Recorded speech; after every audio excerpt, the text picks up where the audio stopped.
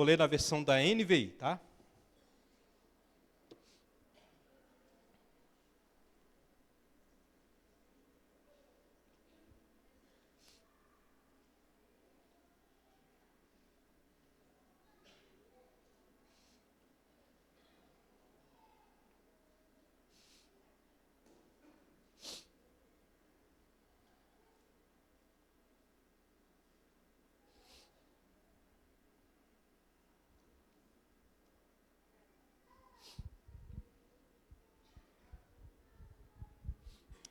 Amém, igreja?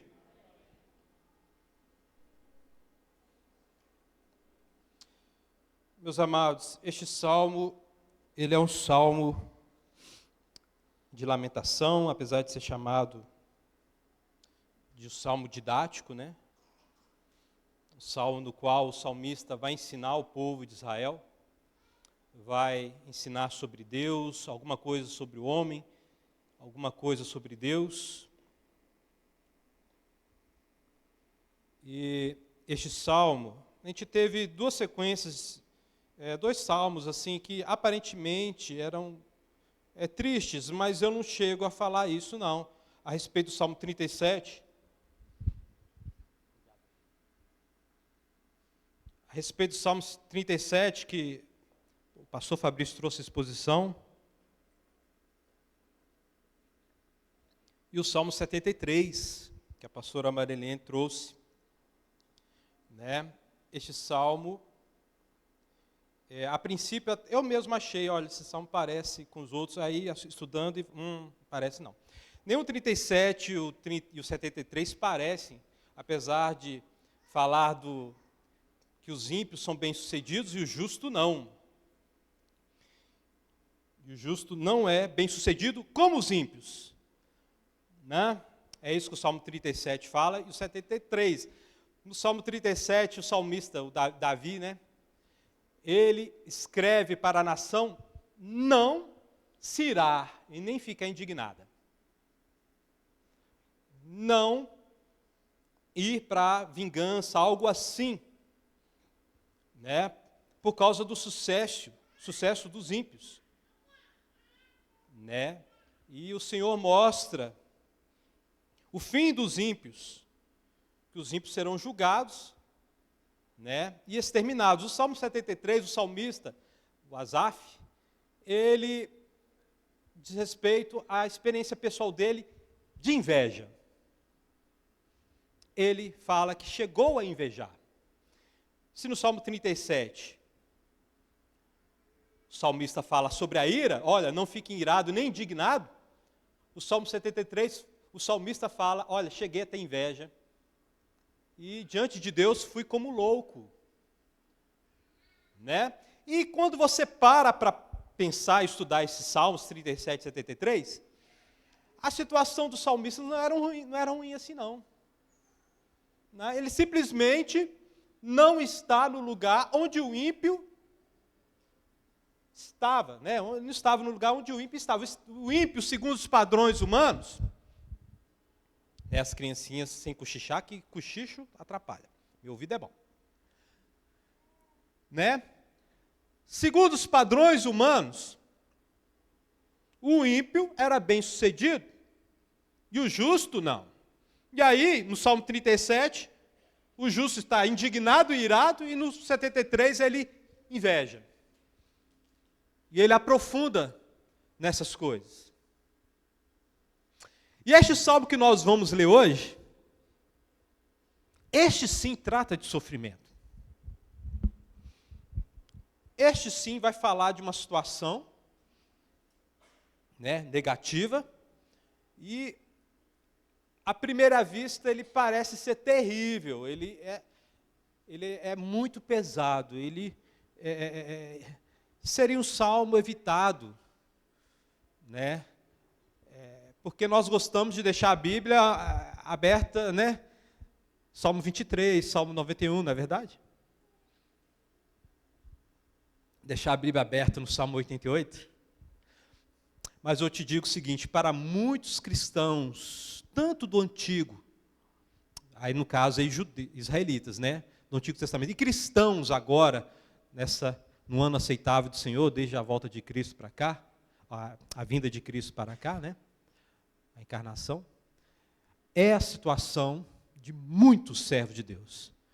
E o Salmo, né, se essa pessoa tivesse uma sala com a Bíblia aberta, seria o Salmo que estaria aberto, seria este, né, o Salmo 88. Um salmo de lamento, um salmo de sofrimento. É um salmo triste. Quando estava estudando este salmo, eu cheguei a chorar. Né? Eu cheguei a chorar lendo esse salmo, colocando no lugar do salmista. Né? E, meus amados, é muito importante falar disso, porque, igual a gente foi dito anteriormente, que numa época de prosperidade foi pregado, olha, vem para Jesus que vai ficar melhor ainda. Numa época de prosperidade as pessoas ainda estavam insatisfeitas, né? Estou falando do ano 2000 até 2010 mais ou menos, as pessoas ainda estavam insatisfeitas, né? Algo que foi muito falado durante anos na igreja, Deus vai realizar seus sonhos, sonhos. Quem participou dessa época aqui? Quem lembra que a pessoa tinha tudo e ainda cantava a restituição? Chorava, restitui. Né? Quem lembra disso aí? Eu lembro muito bem. Eu me lembro muito bem disso aí. Tá? E as pessoas choravam por necessidades que não eram genuínas. O salmista vai chorar por causa de uma necessidade genuína. Né? Vai chorar porque vamos ler, né? Mas ele chorou por causa de uma necessidade genuína. Então, meus amados irmãos, um conhecimento bíblico fiel a tudo que está escrito nas Escrituras, não tirando o texto fora do contexto, nos dá força. Amém, meus amados? Nos dá força e uma fé embasada. Por quê, meus amados irmãos?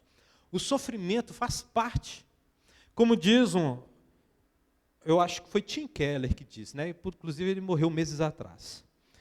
Ele disse o seguinte, se não me engano foi ele mesmo: existem dois tipos de pessoas neste mundo, as que sofrem e as que vão sofrer. Tá? Então, vamos estudar este salmo, vamos ler e vamos pedir a Deus que nos abençoe para o entendimento desse salmo. Amém, meus amados? Salmo 88. Um cântico, salmo dos coraitas, para o mestre de música, conforme Mahalath Leanoth, né? Tá isso aqui? Tá não? Então não preciso ler, né? Poema do Ezraíta Emã. Ó Senhor, Deus que me salva, a ti clamo dia e noite, que a minha oração chegue diante de ti, inclina os teus ouvidos ao meu clamor. Tenho sofrido tanto que minha vida está à beira da sepultura. Sou contado entre os que descem a cova. Sou como homem que já não tem forças. Fui colocado junto aos mortos. Sou como os cadáveres que jazem no túmulo, dos quais já não te lembras, pois foram tirados de tua mão. Puseste-me na cova mais profunda, na escuridão das profundezas. Tua ira pesa sobre mim, com todas as tuas ondas me afligistes. Afastaste de mim os meus melhores amigos e me tornaste repugnante para eles. Estou como preso que não pode fugir. Minhas vistas já estão fracas de tristeza. A ti, Senhor, clamo cada dia. A ti ergo as minhas mãos. Acaso mostras as tuas maravilhas aos mortos? Acaso os mortos se levantam e te louvam?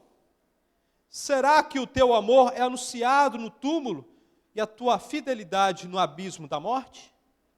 Acaso são conhecidas as tuas maravilhas na região das trevas e os teus feitos de justiça na terra do esquecimento? Mas eu, Senhor, a ti clamo por socorro. Já de manhã a minha oração chega à tua presença. Por que, Senhor, me rejeitas e esconde de mim o teu rosto? Desde moço tenho sofrido e ando perto da morte. Os teus terrores levaram-me ao desespero.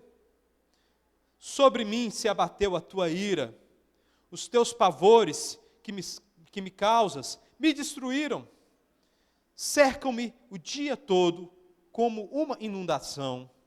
Envolve-me por completo. Tiraste de mim os meus amigos, os meus companheiros, e as trevas são a minha única companhia. Vamos orar. Pai Santo, essa é a tua palavra. Muito obrigado, Pai, porque o Senhor não esconde nada do teu povo. Muito obrigado, Pai, porque o Senhor, meu Deus, nos mostra, Pai, que a realidade, Pai, é a realidade, e que em tudo, Pai, o Senhor está presente na nossa vida. Pai, que mesmo diante de um salmo de lamento, Pai, o teu povo seja fortalecido. Sim, Pai, não nos deixe fracos, meu Deus, não nos deixe, meu Deus, como aqueles que são abalados por qualquer coisa. Mas, meu Pai, diante de um texto difícil, meu Deus, que possamos, Pai, confiar no Senhor. Que possamos, Pai, aprender do Senhor, para que possamos, Pai, resistir no dia mau, resistir, meu Deus, no dia da calamidade.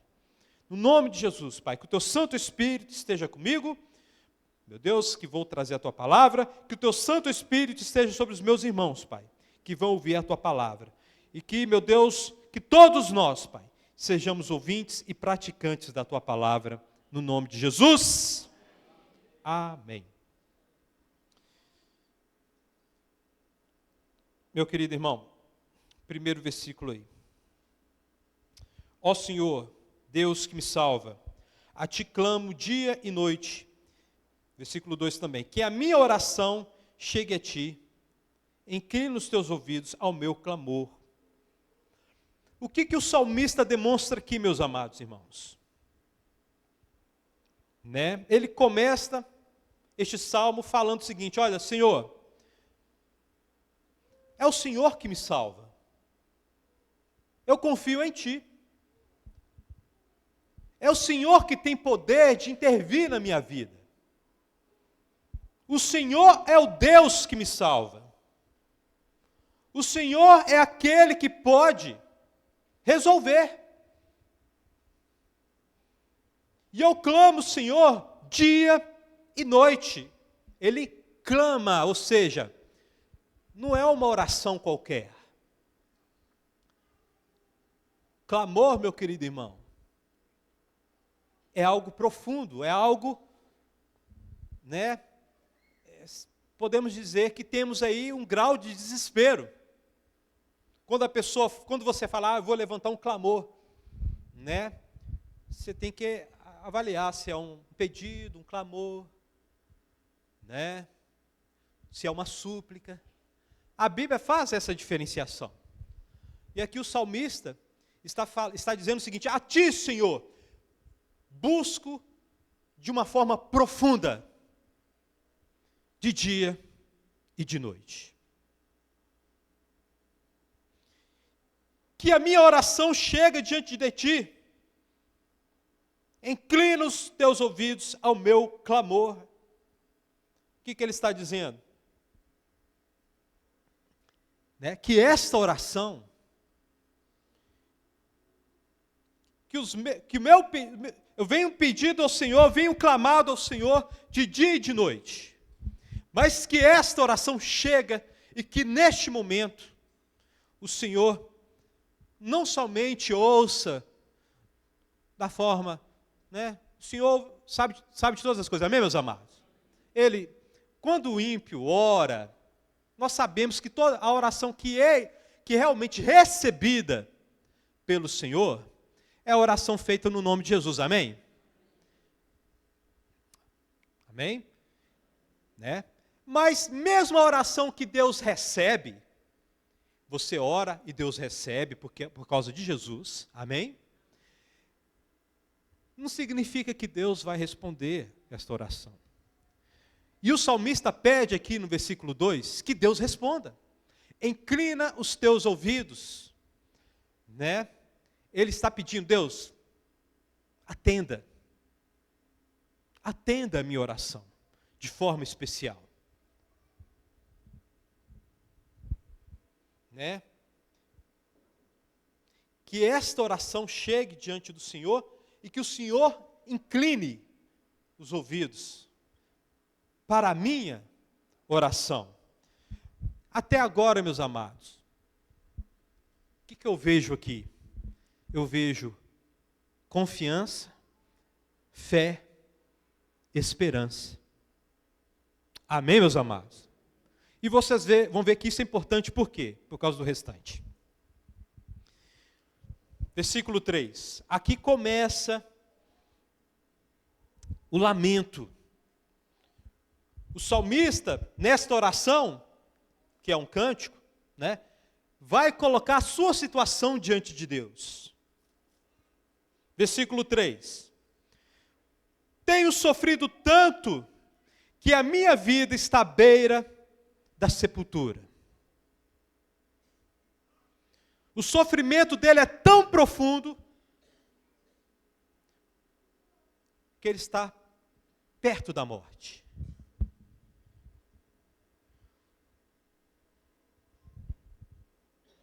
Ele está quase morrendo. Meus amados, alguns vão dizer que poderia, se trata de um sofrimento mental, né, algo assim, né? Pelo texto, quando nós lemos, a gente sente que, olha, é uma doença física. Tanto que a maioria dos comentaristas, né, vão dizer que ou ele, o salmista, né, foi ferido de morte, ou ele tem uma doença incurável, uma doença grave, uma doença que deixa ele perto da morte. É uma dessas coisas. Tá? Ou foi um ferimento que não cicatriza, né? Ou uma doença que não é sarada. Mas ele está perto da sepultura, né? E versículo 4, sou contado entre os que descem a cova. Ou seja, também os outros me consideram assim. Essa opinião não é só minha não, Deus. Essa é a opinião de todo mundo. Né? Sou como, né? Um homem que já não tem forças. Ou seja, uma pessoa que está praticamente no estado vegetativo. Uma pessoa que não tem vida. Uma pessoa que está realmente ali acamada, que não tem poder de levantar da cama. Ou, outra hipótese para este versículo aqui, para essa parte, um homem que não tem força também pode se tratar de alguém que já morreu. Tá? E o versículo 5 ele diz, olha, fui colocado junto aos mortos, sou como os cadáveres que jazem no túmulo. Né? Fui colocado. Né? Como que está na sua versão aí, meu querido? Fui retirado? Né? Na King James está sinto-me atirado, né? Ou seja, aqui ele começa a descrever a forma que ele está sendo tratado.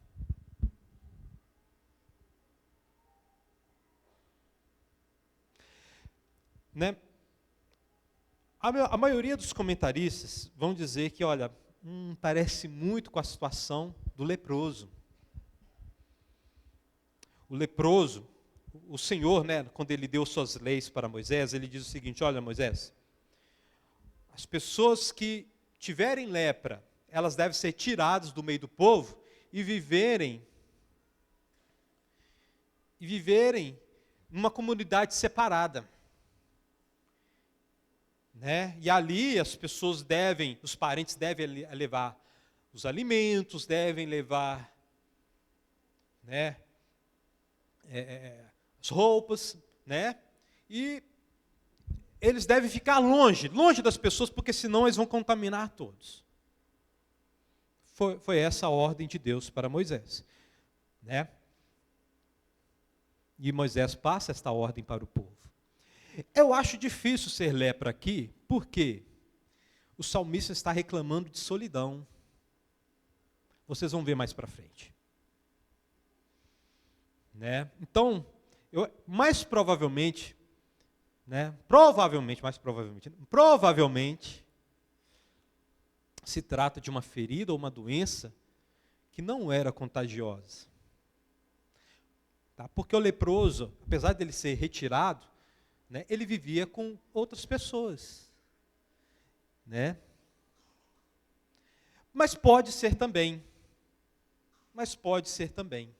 Vamos ver aqui, vamos continuar aqui. Por enquanto nós estamos entendendo o sofrimento do salmista.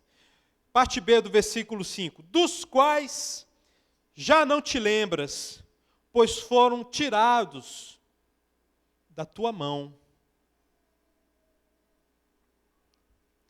A gente vai aprofundar neste assunto aqui mais para frente. A gente vai tratar aqui no texto mesmo, né, no versículo 10, a gente vai tratar deste assunto. Por quê? Nós vamos entender como que o salmista via a morte. E é disso que ele está falando aqui. Dos quais não te lembras. Ou seja, eu sou tratado como morto, me considero como morto, sou tratado como morto, como aquele tipo de pessoa dos quais o Senhor não se lembra mais, né? Porque foi tirado, né, daquela dimensão na qual o Senhor interfere para mudar a história, para mudar as vidas. Vamos aprofundar isso mais para frente, tá? Versículo 6. Puseste-me na cova mais profunda, na escuridão das profundezas. Aí, a partir de agora, o salmista, ele vai falar o seguinte: olha, foi o Senhor que fez isso. Este sofrimento que eu estou passando, este sofrimento pelo qual, né, estou passando, né, foi o Senhor. Né? Foi o Senhor que me pôs nessa cova. E outra, na cova mais profunda.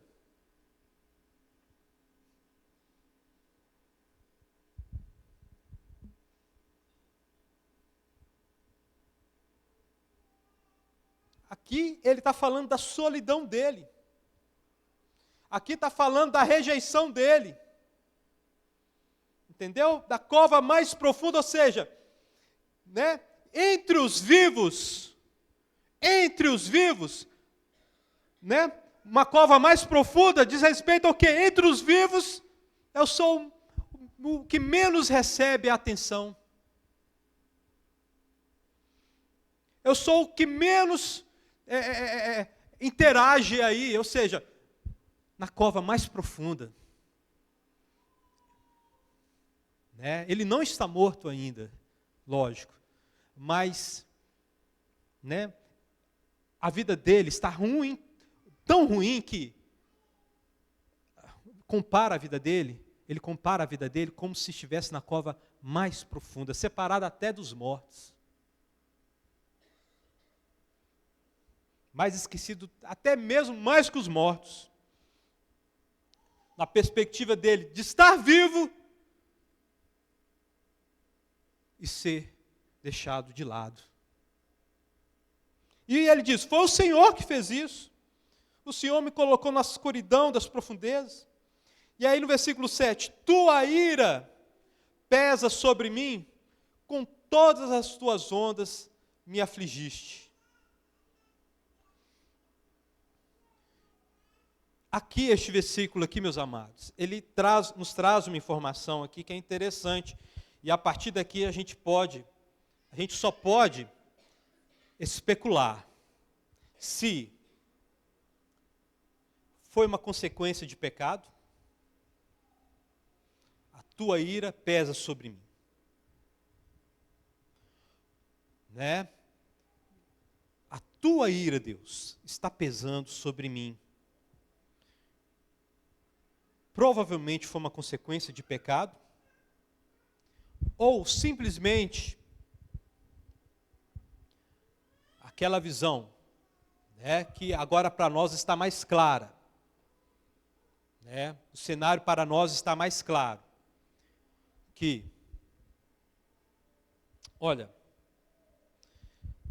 nós sabemos que doenças e morte, as coisas ruins da vida, essas coisas entraram no mundo por causa de quê? Do pecado. Ou seja, nós estamos, apesar de sermos cristãos, nós estamos debaixo de um castigo que foi dado para toda a humanidade. Talvez a visão seja essa visão do salmista aqui. Só me resta especular aqui. Tá bem, meus amados? Ou foi consequência de um pecado específico, e a Bíblia deixa bem claro que pecado traz consequência. Jesus deixa claro isso. Né? Para uma pessoa lá que... os discípulos perguntam a Jesus, Jesus, foi o pai dele ou a mãe dele que pecou? Aí Jesus, não foi nada disso. Né? Ele está passando por isso, para que nele seja manifestado o quê? A glória de Deus. Para outro que Jesus curou, Jesus disse o seguinte, vai, não peques mais, para que não o quê? Te suceda coisa pior. Meus amados, o que nós aprendemos aqui? A gente tem que tomar cuidado. Tá? A gente tem que tomar cuidado antes de chegarmos a uma conclusão acerca do sofrimento das pessoas.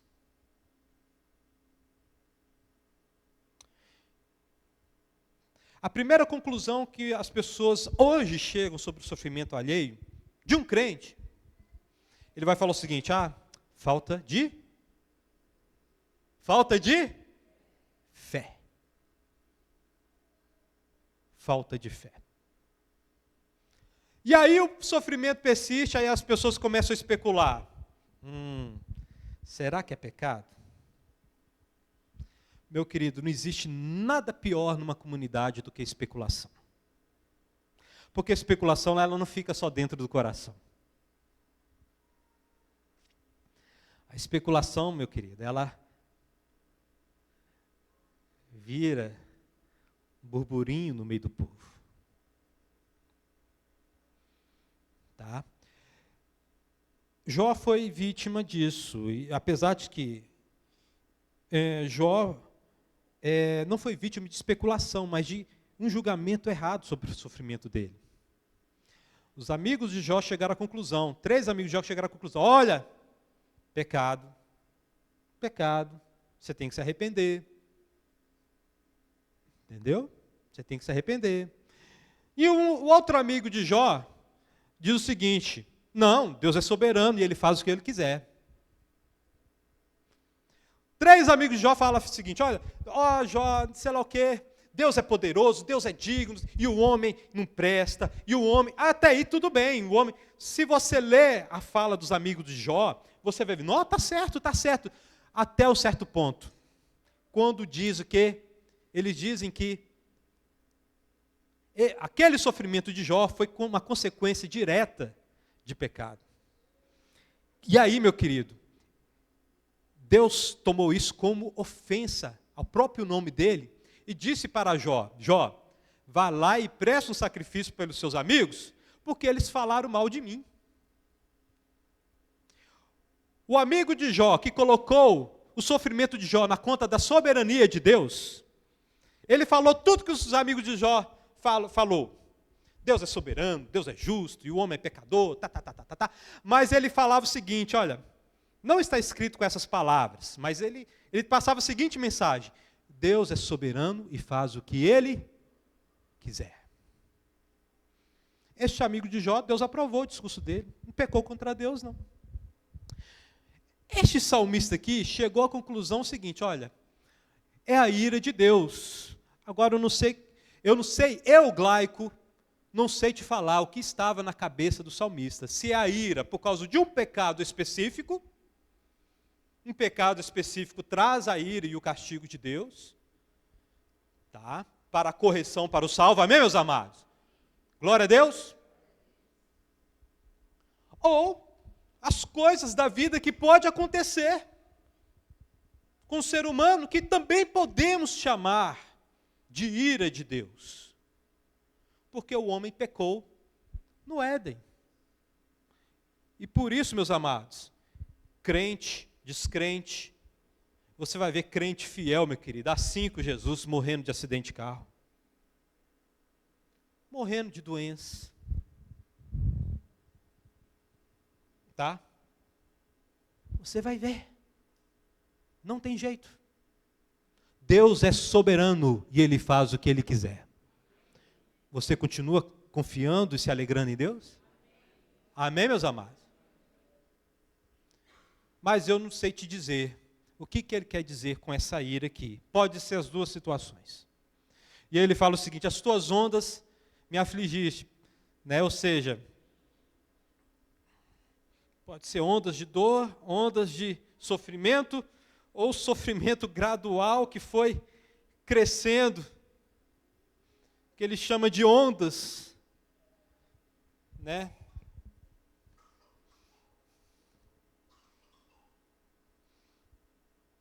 Versículo 8: afastaste de mim os meus melhores amigos e me tornaste repugnante para eles. Aqui, meu querido, aqui é terrível. Né? Os melhores amigos do salmista, né? Emã, Ezraíta, esqueci de falar dele. Né? Esse salmo é atribuído para ele, a ele, né? Ele foi um dos 3 que ficavam diante do tabernáculo, e posteriormente diante do templo de Salomão. Ele auxiliou Salomão no culto ao Senhor, ali no templo, né, cantando para Deus, ali no templo de Salomão. Ele era um dos sábios daquela época. Este salmo é atribuído a ele. Tá? Esqueci de falar disso no início, desculpe, viu? Mas Emã, ele diz, olha, você, o Senhor Deus, me tornou repugnante. E esta palavra aqui, a princípio, ela passa a ideia de que, olha, ele está tão feio, a ferida é tão feia, que os amigos tiveram nojo dele. Mas essa palavra, no hebraico, ela pode também ser aplicada para situações seguintes. Olha, esse cara está passando por pecado, Deus está reprovando ele, vamos parar de andar com ele. Vamos parar de andar com ele. Ele é espiritualmente reprovado por Deus. Então, os melhores amigos dele sentiu repugnância dele. Não sei o porquê. Essas duas situações são possíveis. Tá? São possíveis no texto bíblico.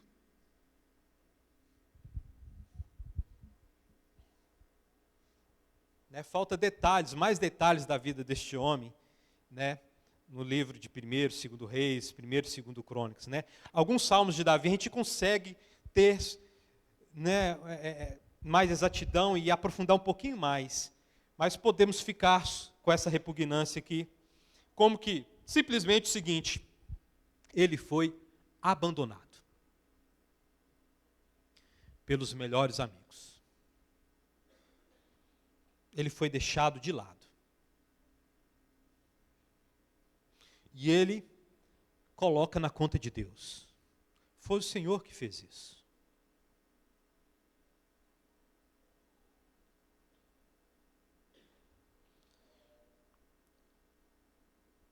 Parte B do versículo 8. Estou como preso que não pode fugir. Minhas vistas já estão fracas de tristeza. Né? Ele compara a situação dele com uma pessoa encarcerada, que não tem nenhuma perspectiva de ser solto. Compara a situação dele de uma pessoa encarcerada de uma prisão de segurança máxima. Ele não pode fugir. Ele não tem nada, ele não pode fazer nada para sair dessa situação.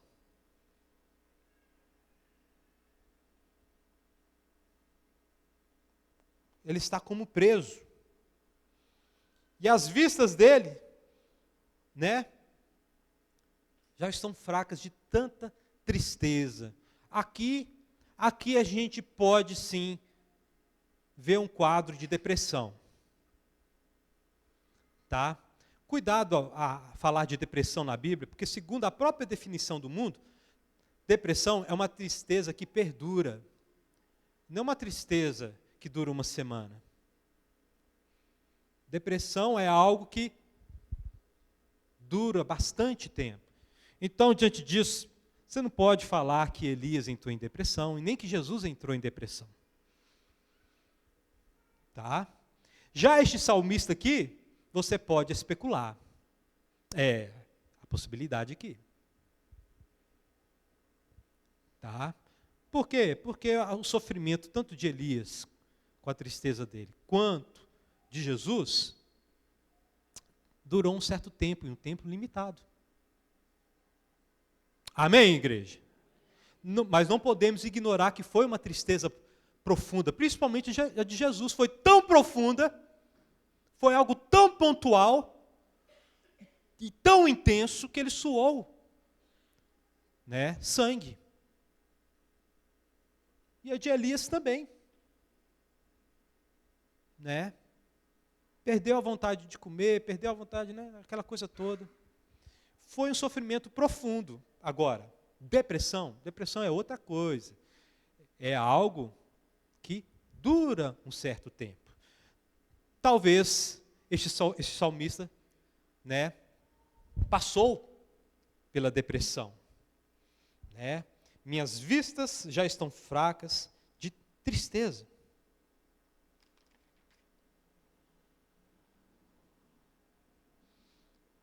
A ti, Senhor, clamo cada dia. A ti ergo minhas mãos, as minhas mãos. O que o salmista está falando aqui? Senhor, estou insistindo com o Senhor tem vários dias.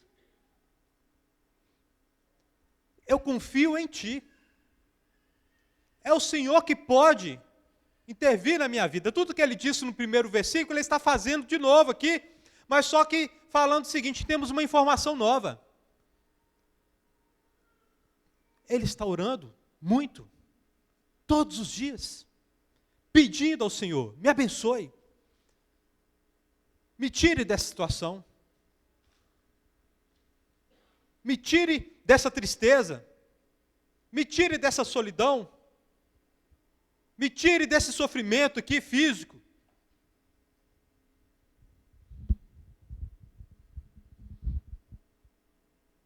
A ti ergo as minhas mãos. Provavelmente ele estendia as mãos dele em direção ao templo, ao tabernáculo. Né? O israelita tinha esse costume, a ti ergo as minhas mãos para o lugar onde Deus se manifestava. Em oração, todos os dias, insistentemente, pedindo a Deus, Deus, tira esse sofrimento de mim. Versículo 10, a partir daqui ele começa a argumentar com o Senhor, e essa argumentação é interessante. Acaso mostras tuas maravilhas aos mortos? Acaso os mortos se levantam e te louvam? Será que o teu amor é anunciado no túmulo e a tua fidelidade no abismo da morte? Acaso são conhecidas as tuas maravilhas nas regiões das trevas? E os teus feitos de justiça na terra do esquecimento? Ok, prometi que ia falar sobre a morte, agora nós vamos falar. Qual que é o argumento dele diante do Senhor? Antes disso, eu vou passar para vocês o argumento dele. É o mesmo de Moisés. Quando Deus diz, está colado com o superbonde, quebrou. Ai, que sofrimento.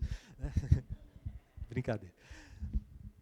Meus amados, qual que foi o argumento de Moisés diante do Senhor? Senhor, o Senhor tirou o povo do Egito para morrer no deserto, o que as outras nações vão falar do Senhor? Né? Tipo assim, olha, colocando o nome de Deus em jogo aí. É parecido, não é igual, mas é parecido. Senhor, o Senhor deve ser louvado. E é no mundo dos vivos que o Senhor vai ser louvado. Né? É entre os vivos, é os vivos que precisam ouvir, né, sobre o teu nome. São os vivos que precisam ouvir das tuas maravilhas. Né? É no mundo visível, porque no mundo invisível, já vou falar disso agora, da perspectiva do judeu sobre o mundo invisível, não tem nada disso. É neste mundo que o teu nome deve ser glorificado. É nessa dimensão aqui dos vivos. Por causa desse versículo, meu querido, eu tive que estudar a Bíblia. Tive que ver a morte de cada patriarca e dos grandes homens de Deus para ver o que acrescentava. E aí nós podemos falar o seguinte.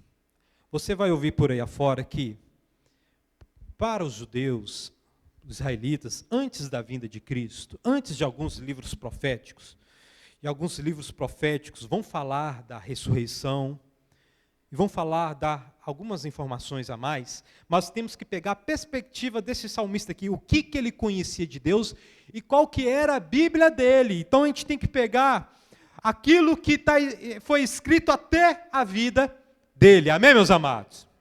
Amém? Hoje você pega a Bíblia, né, a gente já sabe, né, hoje quem morre vai estar com Cristo, amém? Por causa do Novo Testamento. Tá? Mas vamos entrar na mente do salmista aqui e ver o que ele tinha acesso para falar e escrever este cântico inspirado. E sem o seguinte, a gente tem que ter algo muito importante que a gente não pode desprezar, misericórdia, de jeito nenhum. Inspiração divina, o Espírito Santo trabalhando. Agora, se o Espírito, não me parece que o Espírito Santo trabalhou no salmista trazendo uma revelação nova, mas simplesmente ele está inspirado pelo Espírito Santo, escrevendo uma canção por causa do sofrimento, mostrando em quem ele confia. Amém, igreja? Então eu fui lá na morte de Abraão, fui lá na morte de Isaac, de Jacó, fui na morte de José, de Moisés, de Josué, de Davi. Esses grandes homens de Deus, que a Bíblia narra a morte deles. E tentar entender o que tinha de formação da vida após a morte até então. Até então. Se você fazer esse mesmo estudo, você vai... A única informação que você vai ter ali, né, que você vai ter na Bíblia, quando você vê a morte, quando a Bíblia fala sobre a morte, você vai encontrar com Jacó.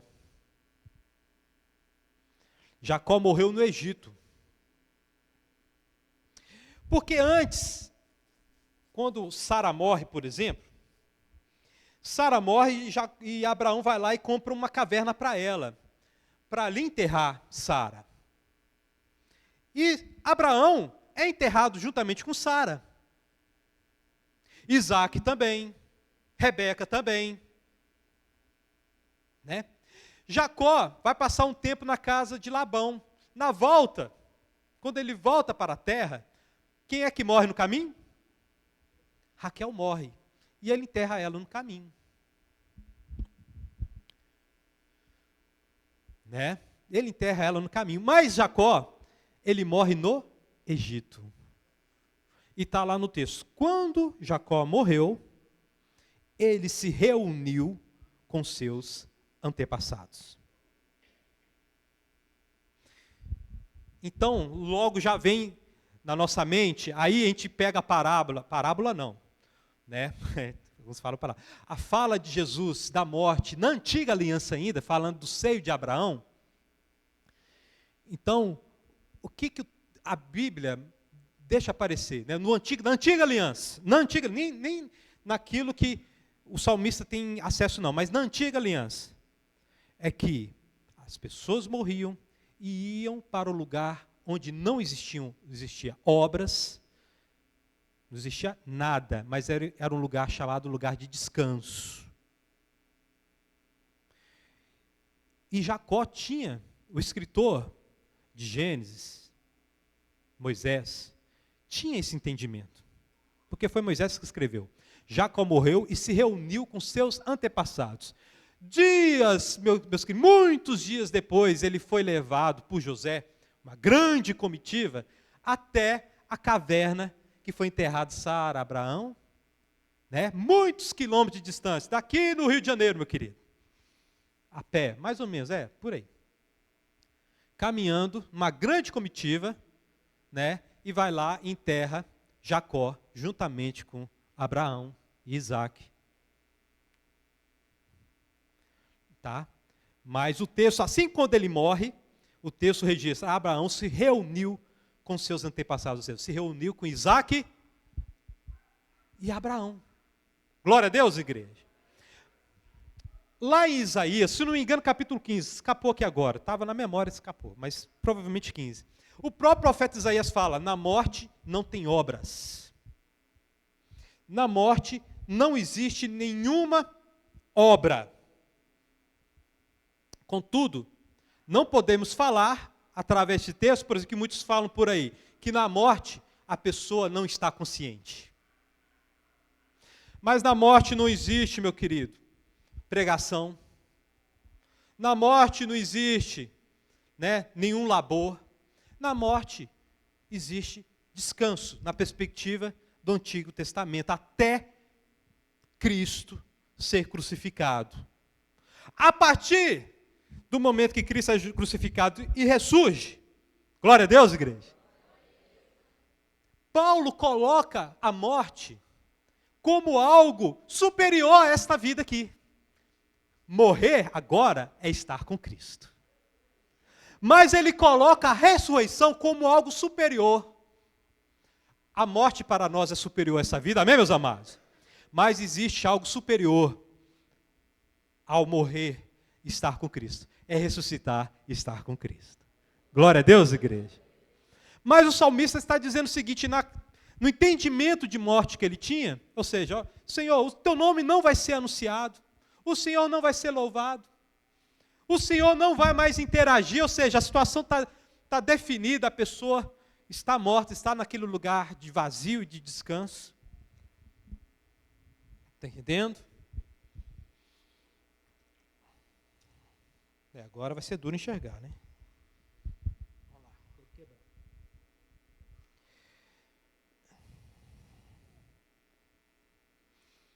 E este é o argumento do salmista. Senhor, quero que o teu nome seja glorificado, as tuas maravilhas. Realiza o milagre para que os ímpios, para que os outros, seja quem for, te louve e te engrandeça. Para que o teu nome seja adorado. Versículo 13. Mas eu, Senhor, a ti clamo por socorro. Já de manhã minha oração chega à tua presença. Por que, Senhor, me rejeitas e escondes de mim o teu rosto? Né? Ou seja, Senhor, eu te clamo. É o Senhor que pode me socorrer. Né? E oro todo dia de manhã. Né? E minha oração chega à tua presença. Ou seja, se for situação de pecado, meu querido, ele já pediu perdão para Deus. Se por acaso o que ele estava sofrendo era consequência de pecado, a comunhão dele com Deus já foi estabelecida. Amém, meus amados? Já foi estabelecida. E assim é a vida do cristão, porque nós temos, meus amados, um advogado justo, Jesus Cristo. Amém, meus amados? E eles tinham também o sacrifício que apontava para Cristo. Olha como é que Deus é amoroso, meus amados. Deus é amoroso. O principal nós não perdemos, meus amados. A gente pode até ser castigado por causa de um pecado, mas a comunhão com Deus nós não perdemos, porque Jesus Cristo garante a nossa vitória. Amém, meus amados? Jesus Cristo, sabe? E é importante vocês entendam isso, meus queridos irmãos, porque consequência existe de Deus, não se zomba. Amém, meus amados? Consequência existe. O que o homem plantar, o quê? Talvez colherá? Certamente ele vai colher. De Deus não se zomba. Mas nós estamos diante de Deus que é misericordioso, né? Esse Salmo 103 aí, né, que a gente cantou, né? A gente vai expor mais para frente também. Deus não nos pune segundo o nosso pecado. Glória a Deus. Sabe? Glória a Deus, igreja. Ele nos corrige sim. Olha, está lá, né? Mas Ele mantém a porta aberta para a comunhão, e nós temos comunhão com Ele em Cristo. E Ele está em comunhão com Deus aqui, meu querido irmão. Então, se foi por causa de uma situação de pecado, ok, ele pediu perdão a Deus, Deus lança no mar do esquecimento, mas existem as consequências. Existem as consequências, meu querido. Tá? Como existiu na vida de Davi e tantos outros nas Escrituras. Existem aquele, meu querido, que vai sofrer simplesmente porque a vida é sofrimento mesmo. Estamos debaixo da punição que foi dada lá no Éden.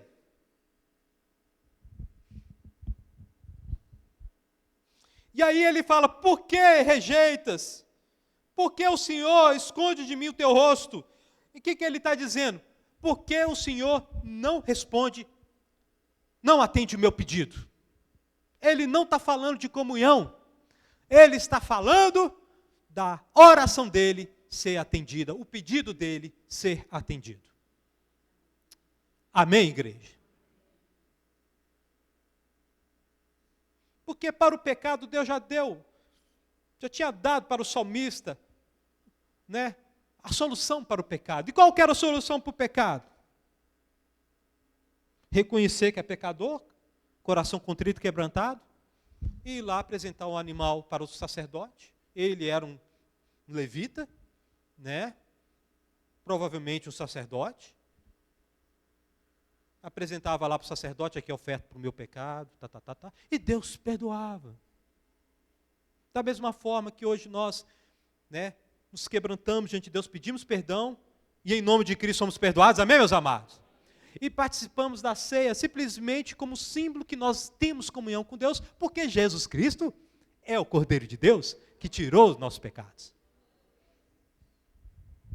Mas ele fala, não esconde de mim o teu rosto, por que está me rejeitando? Ou seja, por que não responde este meu pedido? Aí ele fala aqui no versículo 15, desde moço tenho sofrido, ou seja, se trata aqui de um sofrimento que perdura, meu querido. Se trata de um sofrimento que está durando anos. De um sofrimento, meu querido, que não é pouca coisa não. Meus amados cristãos, meus amados irmãos, quer dizer, cristãos também, amém? Meus amados irmãos, existe sofrimento que vem para durar. Tá? Cuidado, para não chegar a uma conclusão precipitada. Tá? Uma coisa é você sofrer, eu entendo que eu sou pecador e sofro.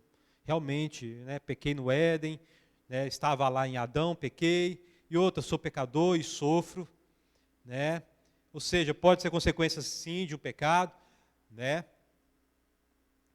Mas o fato do sofrimento estar durando não significa que Deus está te rejeitando no que diz respeito à comunhão. Mas desde moço, este salmista está sofrendo. Desde moço, ele anda perto da morte.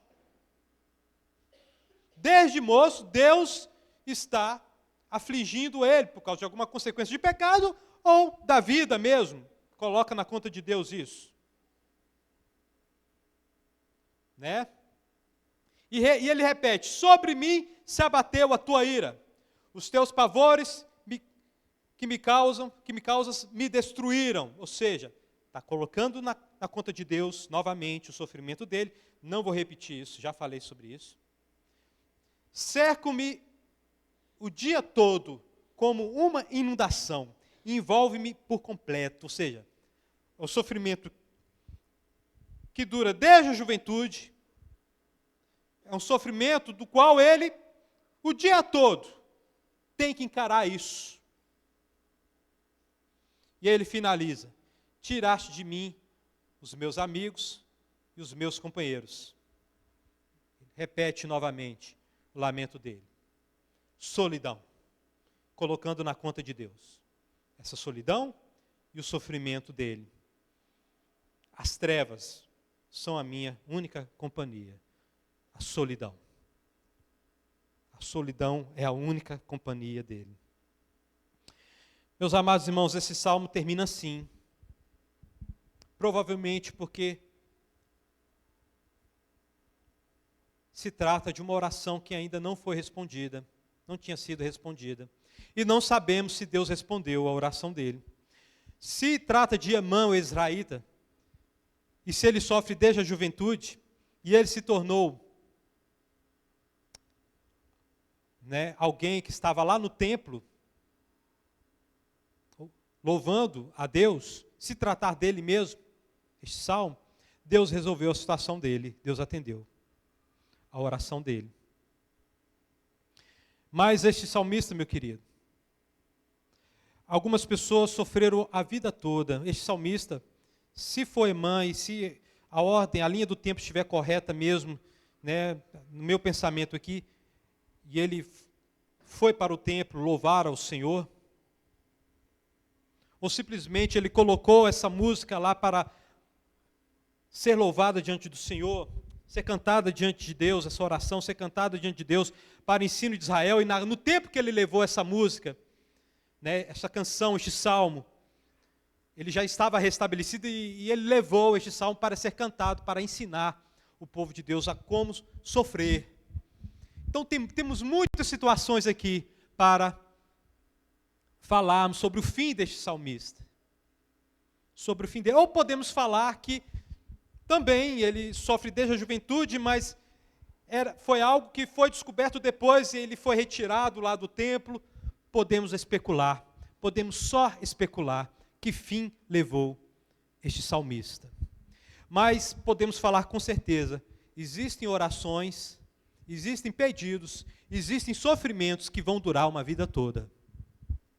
Tá? Tá, meu querido irmão? E não é por falta de fé.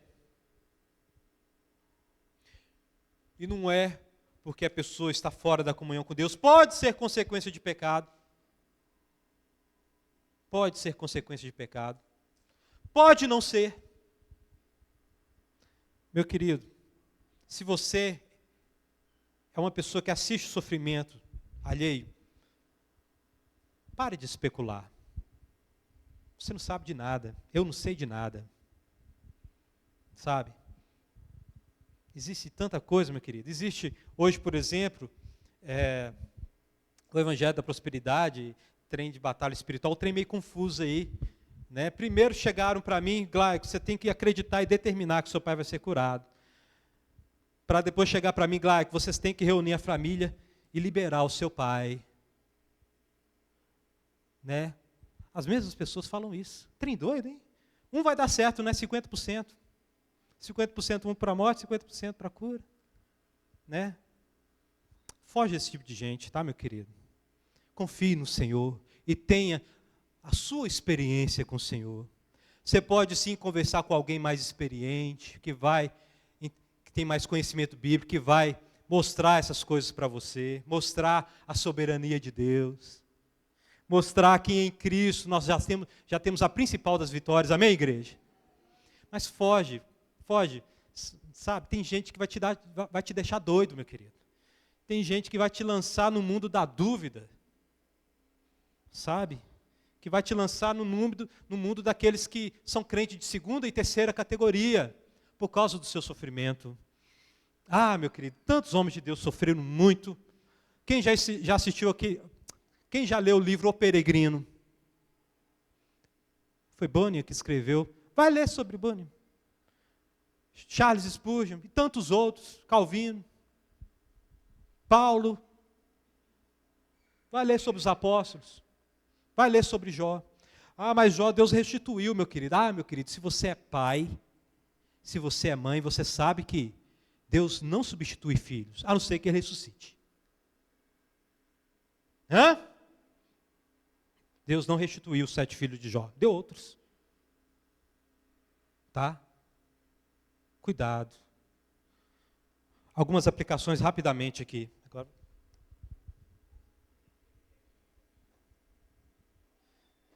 Meu querido irmão, entenda que existe 2 tipos de pessoas, as que sofrem e as que vão sofrer. Mas nem por isso vamos abandonar nossa fé, amém, meus amados? O que te trouxe a Cristo, meu querido? Que seja a seguinte informação: Deus é santo, eu sou pecador, e em Cristo eu tenho comunhão com Deus e tenho a vida eterna. Agora as outras coisas, Deus sabe de todas as coisas, e Ele nos dá aquilo que Ele quiser nos dar. Entenda, meu querido, o sofrimento pode vir por várias causas. Sofrimento pode vir por causa de pecado, por sermos filhos de Adão, por termos pecado em Adão. Sabe? Às vezes você sofre por causa de uma coisa que aconteceu com outra pessoa, um filho, um parente. E você sofre. Não por causa de uma atitude sua ou alguma coisa assim. O sofrimento pode vir por tantas causas. Meu querido, aplique o seguinte na sua vida também. A amizade é muito importante na hora do sofrimento. Mas seja um verdadeiro amigo, amém? Seja como aquele amigo de Jó que não foi reprovado. Coloca tudo na soberania de Deus.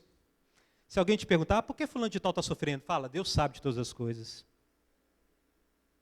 Sabe, não fica especulando não. Você não sabe de nada, eu não sei de nada. Eu não sei de nada. Você não sabe de nada.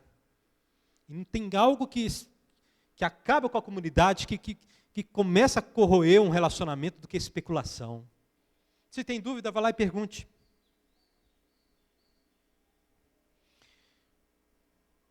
Meu querido, uma das características dos cristãos é o choro.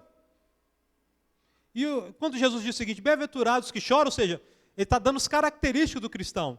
O cristão vai chorar, meu querido. Paulo fala lá em Romanos capítulo 8, que ele geme juntamente com a criação. E juntamente com o Espírito. Então, sim, nós temos a alegria do Espírito Santo, mas temos também o choro. E o choro que Jesus disse ali, pode ser aplicado às situações da vida também.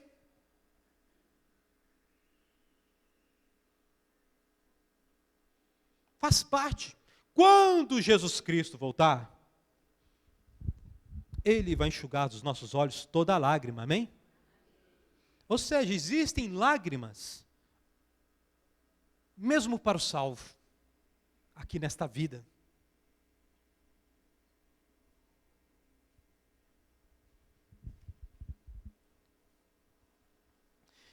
Que a gente possa aprender com o salmista, que mesmo em meio ao sofrimento, que perdure o sofrimento profundo, uma solidão profunda, que durava anos, que durou anos, era um homem que confiava em Deus, que tinha esperança em Deus, estava lá com a fé intacta. Que Deus nos proteja, amém, meus amados? Quando eu leio a oração do Pai Nosso, me proteja do mal, ou seja, me livra da tentação de abandonar o Senhor, me livra dessa porcaria, porque eu sou igual o menino pirracento, né, que não pode ser desagradado, que rapidamente, fez isso para mim, eu vou fazer aquilo. É assim que a gente é assim que eu sou. Meu querido, outra aplicação, se você está passando por um sofrimento, não perca a oportunidade de glorificar o Senhor. Sabe, uma coisa que vem muito na minha mente, assim, por que a igreja era perseguida lá, tem muitos irmãos sofrendo e eu não sofro? Ah, vai vir um sofrimento. Não perca a oportunidade de glorificar o Senhor em meio ao sofrimento. Glória a Deus, igreja. Não perca. Meu querido, cuidado, falar de sofrimento aqui não é por qualquer coisa não, tá? A gente está no meio de uma geração que é mestre em sofrer, tá? E sofre por qualquer coisa. A resiliência das pessoas está baixa, está bem fraquinha. Tá? Tem gente que está sofrendo porque os sonhos não foram realizados. Tem o que comer, tem companhia, tem pai, tem mãe, tem trabalho, mas a pessoa vive triste. Por quê? Porque a perspectiva de vida dela é segundo os padrões humanos. E aí chama qualquer coisa de sofrimento.